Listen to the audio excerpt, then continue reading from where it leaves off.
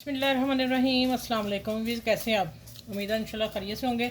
और आज एक चटनी बहुत मज़े की देने वाली हूँ जो शुगर पेशेंट से लेकर सब हेल्दी सब खा सकते हैं, ले सकते हैं किसी भी टिक्की के साथ। ये टिक्कियों के साथ ये धनिया मैंने थोड़ा सा डालना, ज़्यादा नहीं डालना, ठीक हो गया। और ये है एक टमाटर मीडियम साइज़ का लिया, नॉर्मल, बहुत बड़ा नहीं। ये अनार के दाने देख लें अब 1 टेबल स्पून भर के है।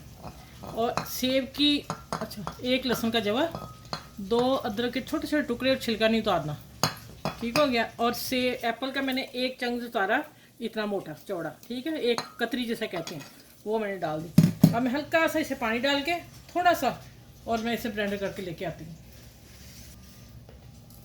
अच्छा, 2 चुटकी मैं बताना बाद में डालनी थी, लेकिन मैं अभी डाल देती हूँ। 2 चुटकी काली मिर्च और हल्का सा नमक, इसको मैं ब्लेंडर करके लाती हूँ।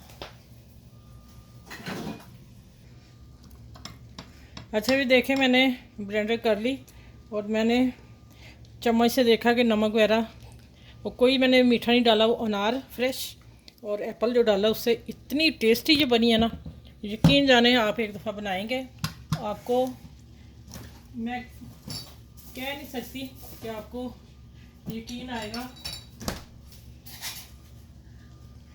अच्छा, ये चटनी सबके लिए मैंने दी है, जो शुगर पेशेंट से लेके और जो फ्रेश है सब खा सकते हैं, और बड़ी ही टेस्टी बनी है। यकीन माने, आप एक दफ़ा ज़रूर ये चीज़ें डाल के चटनी बनाइएगा, आपको मज़ा ही आ जाएगा। ठीक है, चलें इस चटनी के साथ अल्लाह हाफिज़। और ज़रूर बनाएंगे, मुझे कमेंट्स करके ज़रूर बताया करें, क्योंकि फिर हमें थोड़ी सी खुशी होती है जब हम पढ़ते हैं ना।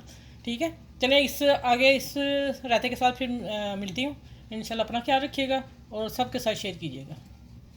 मेरे चैनल को लाइक करें, शेयर करें, सब्सक्राइब करें।